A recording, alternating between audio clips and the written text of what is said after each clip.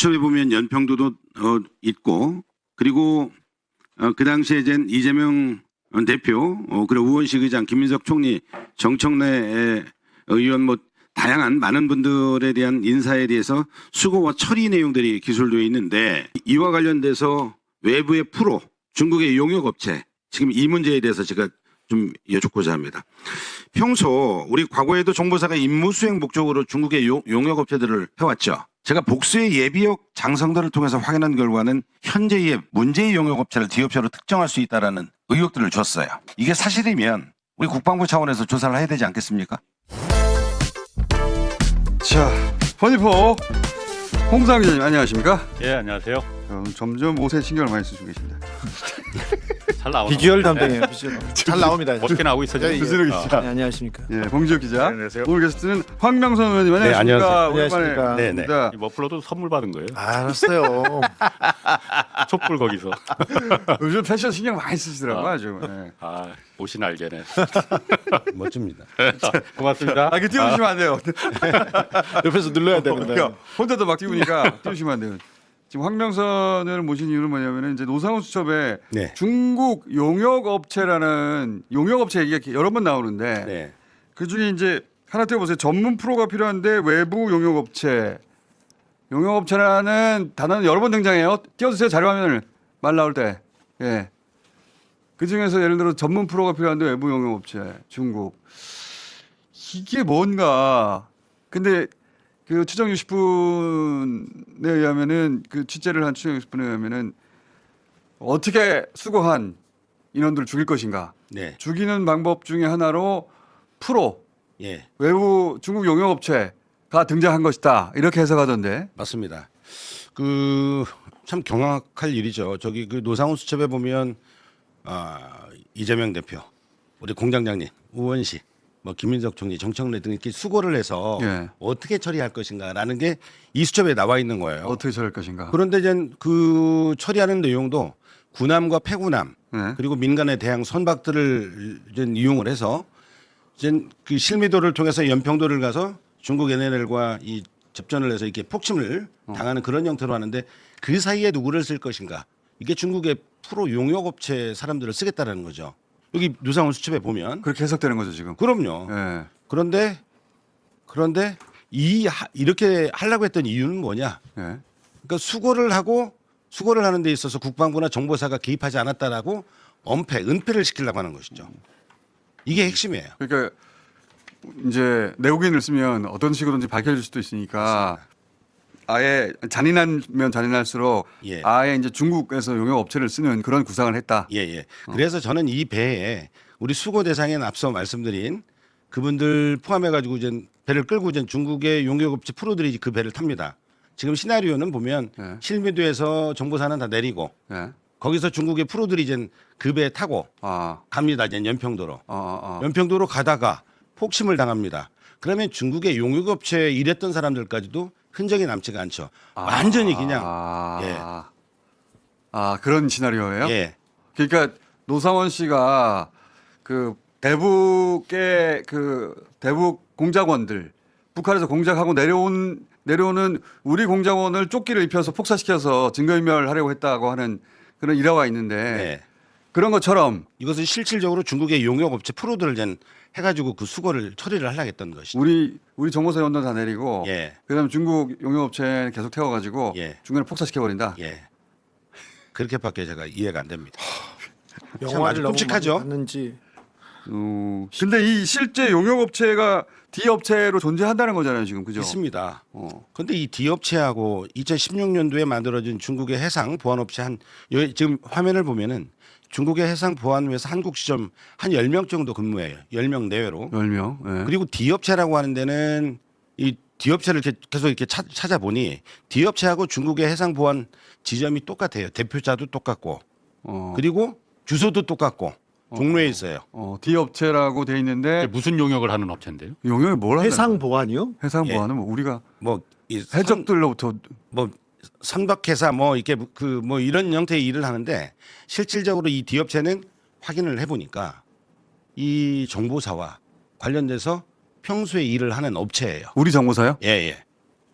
이번에 추적 60분에서도 그 담당 그 정보사 직원이 퇴직하고 이 D업체에 근무를 했어요. 그렇기 때문에 이건 추론이 아니라 예. 의혹이 아니라 합리적인 추론을 해볼 수 있는 관련이 거죠. 있다고는 중국계 그 용역 업체가 있는데 예. 존재해요 실제로 D 업체라고. 예, D업체로 존재하는 D 업체가 존재하고 그 D 업체하고 사업장하고 대표가 중국 업체하고 똑같아. 예. 중국의 해상 보안 업체고.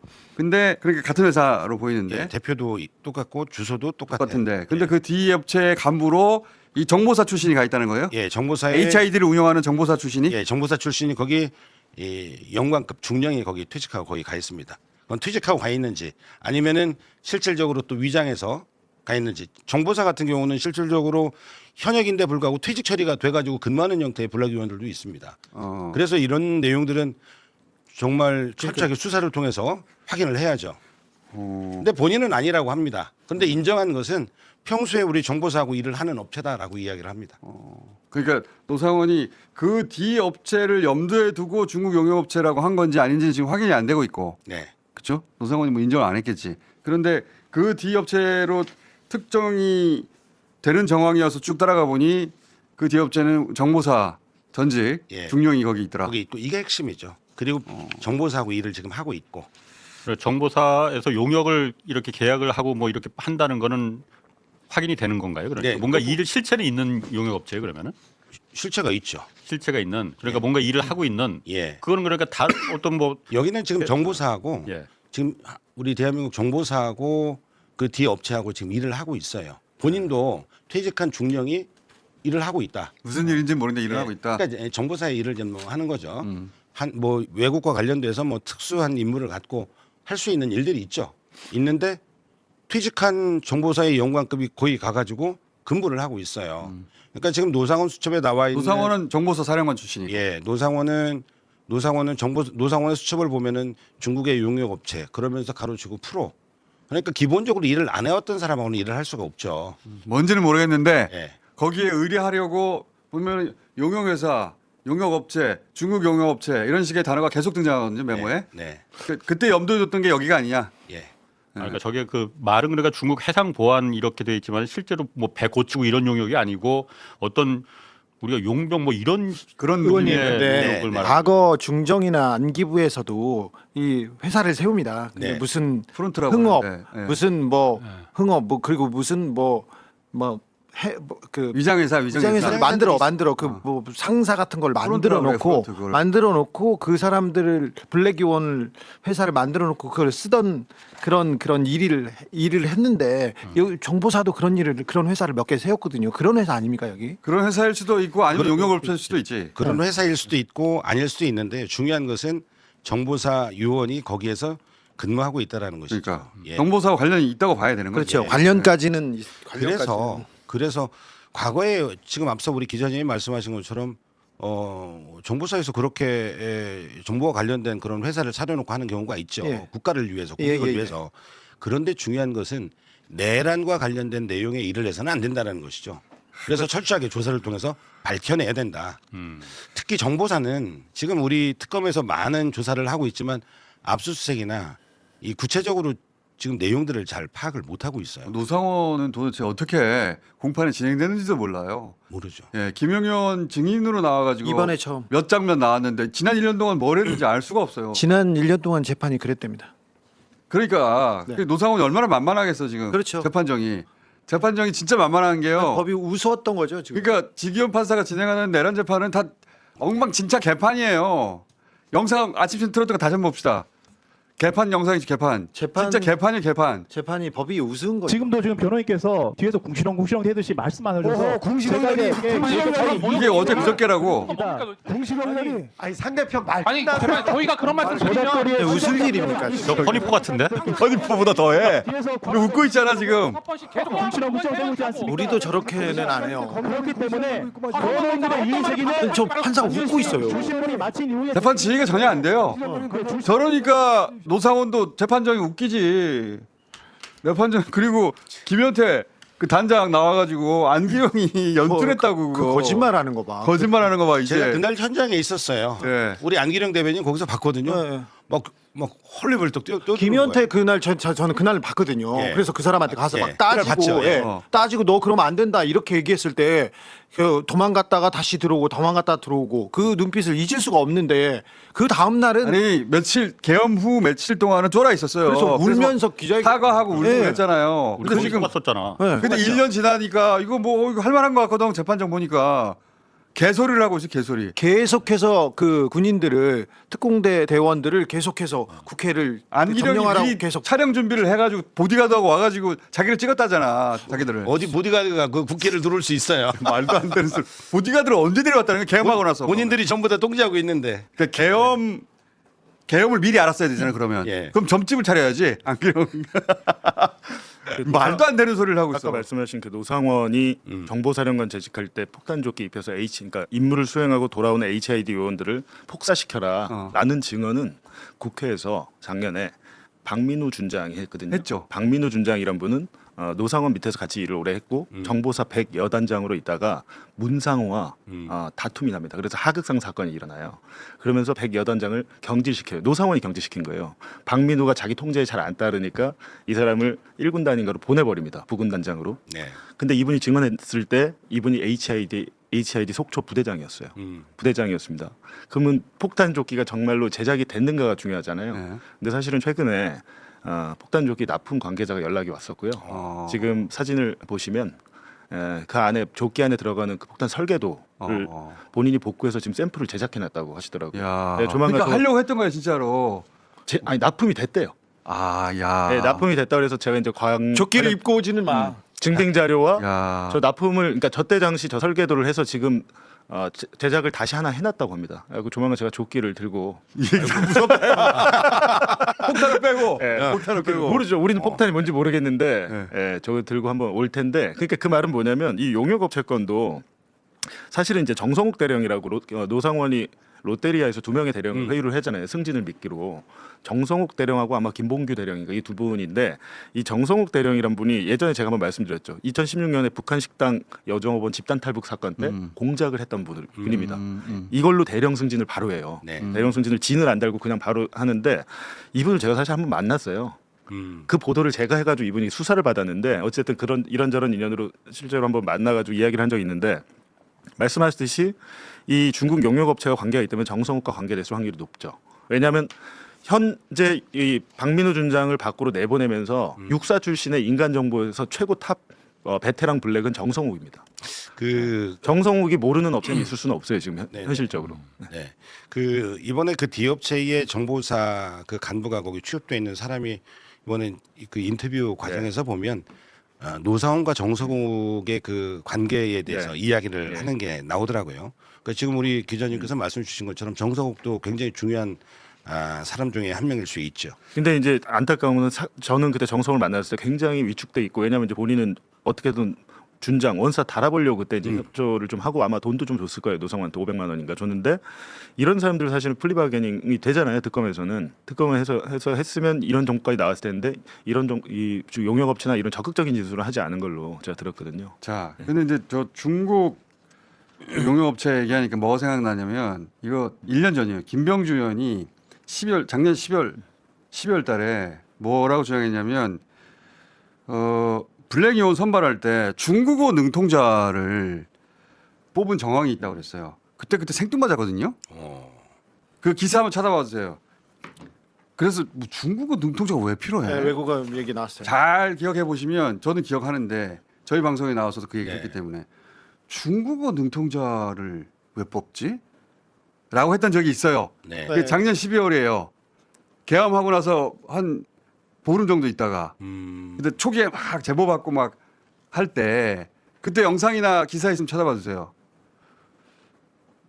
그랬던 정황이 있는데 지금 이거 연결해 보자면 공작하는 인원들 예를 들면 중국이나 러시아나 국내외에서 공작하는 인원 있잖아요. 소위 얘기한 블랙 요원들 그 사람들을 이제 규합을 한 것 같아요. 점조직으로. 그러면서 이제 언어 능력하고 이런 것들을 그 갖춘 능력자 자기가 15명을 해서 정대령이 그 증언을 했었거든요. 언어 능력과 갖춘 리스트를 사령관한테 줬다. 러시아어요? 중국하고 그 제보자는 러시아 대한 언어 능력이라고 했고 저때 되게 의아했거든요. 네. 아니 계엄을 해서 국내에서 작전을 하는데 왜 중국어하고 러시아어가 필요하지? 근데 이제 중국어는 지금 이 중국 용역업체에서 중국인들이 오면 네. 그게 그렇게 연결되는 거 아닙니까? 그렇죠. 전달을 해야죠. 어떻게 수거를 해야 되는지. 그렇게 연결되는. 예. 러시아는 아직도 이해가 안 되는데 러시아도 한번. 이거 그러니까 이유가 있으니까 다 했을 거 아니에요. 네. 그러니까 아직 수사가 하나도 안 된 거예요. 이 영역은. 네. 정보사는 굉장히 폐쇄적인 조직이기 때문에 실질적으로 국방부 장관도 그리고 국방부도 이 내용을 깊이 있게 살펴보기가 쉽지가 않습니다. 1년이나 지났는데. 살펴봐야죠 이제는. 봐야죠. 해야죠. 그래서 특검에서도 수사를 하는데 굉장히 제한적이고 예. 특히 이 노상원과 아주 가깝게 옆에 있었던 저기 연관급의 장교가 있어요. 그 양반이 뭐 저도 이제 제보도 받고 만나보기도 했는데 그분이 정보사에 대한 실상을 다 알려주죠. 그런데 노상원이가 그 당시에 협력을 부탁을 했어요. 근데 본인은 거부를 했는데 어떤 협력을 부탁했다는? 뭐 이 12.3과 관련된 내용과 계엄. 관련돼서 같이 하자고. 하자. 근데 나는 못하겠다라고 하니까 그 휴민트 조직에서 이제 제외가 됩니다. 휴민트 조직에서 열흘 만에 그 정보사의 규칙을 바꾸고 10일 만에 휴민트 조직에서 제외됐고 지금도 왕따로 있어요. 왕따. 그러니까 그때 제안을 받았는데 합류하지 않았던 예, 사람. 예. 그러니까 이 12.3 내란과의 협력할 자기 가까운 사람들을 규합을 했던 것이죠. 근데 본인은 가깝다라고 했는데 본인은 거부를 하니까 그 조직에서 왕따가 돼 있고 그래서 군 인권센터에 가서 항의도 하고 뭐 제보도 하고 뭐 이렇게 쭉 있는데 이 부분과 관련돼서 제가 장관한테도 질의를 했어요. 이런 부분에 대해서 디테일하게 살펴야 된다. 이게 내란 세력이 척결이 됐다라고 하면 왕따당할 일이 아니죠. 그렇죠. 거기에 가담했던 사람들이 오히려 처벌을 받아야죠. 처벌을 받아야 되는데 이 사람은 지금 사망받았어요. 1년이 지난 지금도 이 사람은 그 조직 내에서 왕따가 돼 있어요. 내란 청산이 안 된 거예요. 안 된 거죠. 아니 네. 그 박민우 정보사 100여단장 네. 그 양반도 지금 군단으로 쫓겨나서 문상호랑 싸운 걸로 기소됐어요. 이분은 지금 재판 받고 있어요. 노상원에 이게 협조 안 하고 청산이 안 쫓겨난 되고 것 때문에. 있어요, 지금. 이게 내란 청산이 안 된 가장 큰 원인은 제가 보기에는 조희대 대법원장 지기현 판사가 내란 법정을 저렇게 운영하고 있기 때문에 아직도 아무것도 안 되고 있잖아요. 저게 이틀 전에 저런 일이 벌어지고 있다는 게 말이 됩니까?